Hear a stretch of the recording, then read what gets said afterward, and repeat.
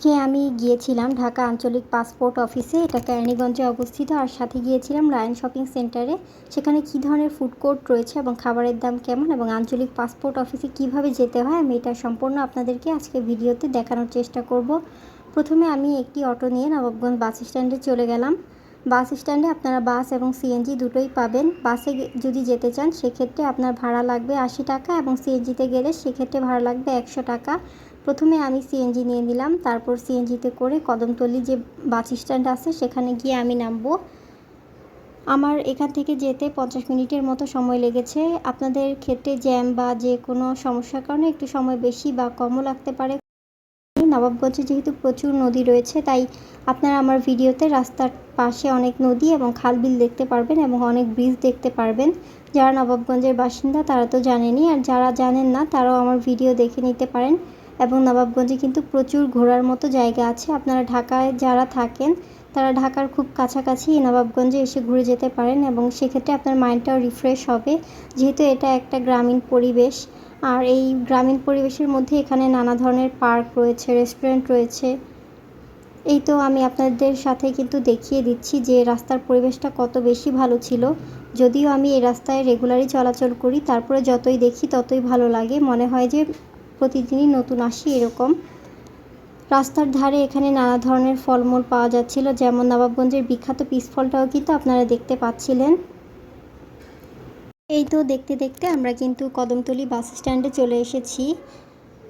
এখন সিএনজি ভাড়া দিয়ে আমরা একটি রিক্সা নেব বা অটো নেব, আপনারা যেটা ইচ্ছা সেটাই নিতে পারেন। এখানে অনেক কিছুই অ্যাভেলেবেল আছে। তো আমরা এখানে একটি রিক্সা নিয়ে নিলাম। এই রিক্সায় করে আমাদের পাসপোর্ট অফিসে যেতে হচ্ছে 30 টাকা লাগবে এবং 5 মিনিটের মতো সময় লাগবে। আপনারা যে কোনো রিক্সাকেই যদি বলে যে আঞ্চলিক পাসপোর্ট অফিসে নিয়ে যান, আপনাদেরকে নিয়ে যাবে। আমরা রিক্সায় করে যাচ্ছি এবং এই সাইডের রাস্তাটাও কিন্তু দারুণ সুন্দর ছিল এবং এই রোড দিয়েই কিন্তু মূলত পদ্মা সেতুতে যাওয়া হয়।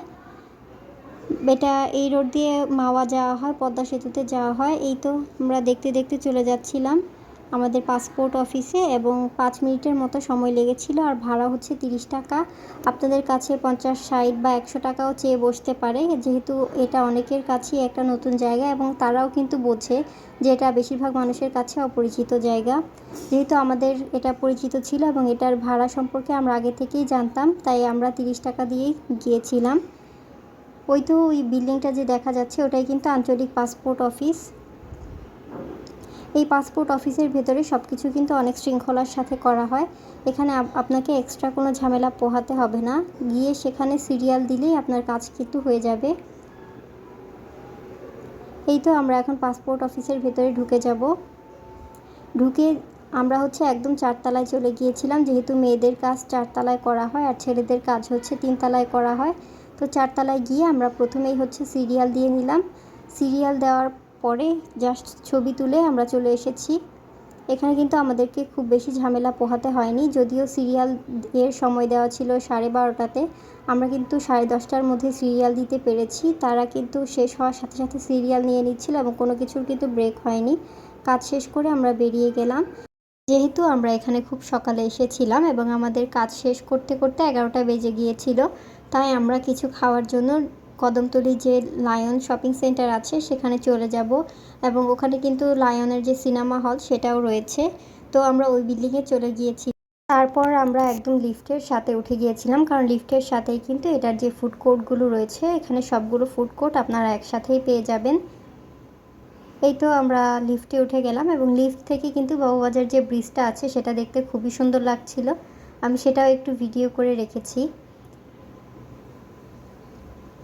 এই তো আমরা লিফটের সাথে চলে আসলাম। তারপর এখানে সিনেমা হলের যে টিকিট কাউন্টার আছে এটা কিন্তু এখানেই, প্লাস এখানে বিভিন্ন ধরনের ফুড কোর্ট রয়েছে, যেমন হচ্ছে ওয়াসাবি থেকে শুরু করে সবই। ওয়াফেল আছে, স্ট্রিট ওভেন আছে। আমি স্ট্রিট ওভেন থেকে একটি চাউমিন নিয়েছিলাম আর ওয়াসাবি থেকেও কিন্তু একটা নুডলস নেওয়া হয়েছিল, এটার নাম ছিল হাক্কা নুডলস। দুটোর দামই ছিল কিন্তু 249 টাকা। সেক্ষেত্রে খুবই রিজনেবল, কিন্তু কোয়ান্টিটি ভালোই ছিল। এখানে আপনারা 2 জন অনায়াসে খেতে পারবেন। এই তো এই দুইটি খাবারই আমরা নিয়েছিলাম। খাবার খেয়ে শেষ করে আমরা কিন্তু চলে গিয়েছিলাম বনফুলের যে আউটলেট আছে সেখানেই। এই বনফুলের আউটলেট হচ্ছে এই লায়নের একটু সামনেই, হেঁটে গেলেই পাবেন। সেখান থেকে আমি ড্রাই কেক নিতে গিয়েছিলাম এবং একটি চকলেট নিয়েছিলাম আর কোক নিতে গিয়েছিলাম, যেহেতু এখানে আমি কোক পাইনি। আর আমরা যেহেতু খুব সকালেই গিয়েছিলাম তাই সবগুলো রেস্টুরেন্ট কিন্তু তখনও ভালো করে খোলা হয়নি। এই তো আমি এই ড্রাই কেকটি নিয়েছিলাম, সাথে একটি কোক আর একটি চকলেট নিয়ে আমরা এখন বাসার উদ্দেশ্যে আবার সিএনজিতে করে রওনা দিয়ে দেব।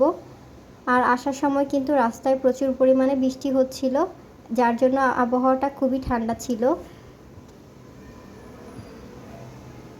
আমাদের আসার সময়ও কিন্তু ভাড়া 100 টাকাই লেগেছে। সিএনজিতে আপনাদের কাছে 150 টাকা চাইতে পারে, আপনারা সেক্ষেত্রে বলে নেবেন যে ভাড়া 100 টাকা। এই তো আমরা নবাবগঞ্জের মনোরম দৃশ্য দেখতে দেখতে আবারও চলে আসলাম। আর এইদিকে বৃষ্টিতে রাস্তাঘাট তো পুরো একদম কাদা কাদা হয়ে গেছে এবং আমরা আসার সময়ই কিন্তু সম্পূর্ণ রাস্তাতেই বৃষ্টি পেয়েছি, 1 মিনিটের জন্যও কিন্তু বৃষ্টি থামেনি। আমরা কিন্তু খুব তাড়াতাড়ি বাসায় পৌঁছে গিয়েছিলাম, 2টার মধ্যেই বাসায় গিয়েছি।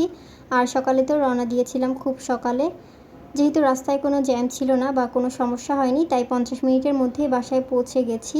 আমার এই ভিডিওটি আপনাদের কাছে কেমন লাগলো কমেন্ট করে জানাবেন। আর যারা আঞ্চলিক পাসপোর্ট অফিসের ঠিকানা এতদিন জানতেন না তারাও জেনে নিলেন। আশা করি আপনাদের কাছে ভালো লেগেছে। আর সেদিনকার সন্ধ্যায় আকাশটা কিন্তু পুরো এরকম লালচে রং ধারণ করেছিল। ধন্যবাদ সবাইকে।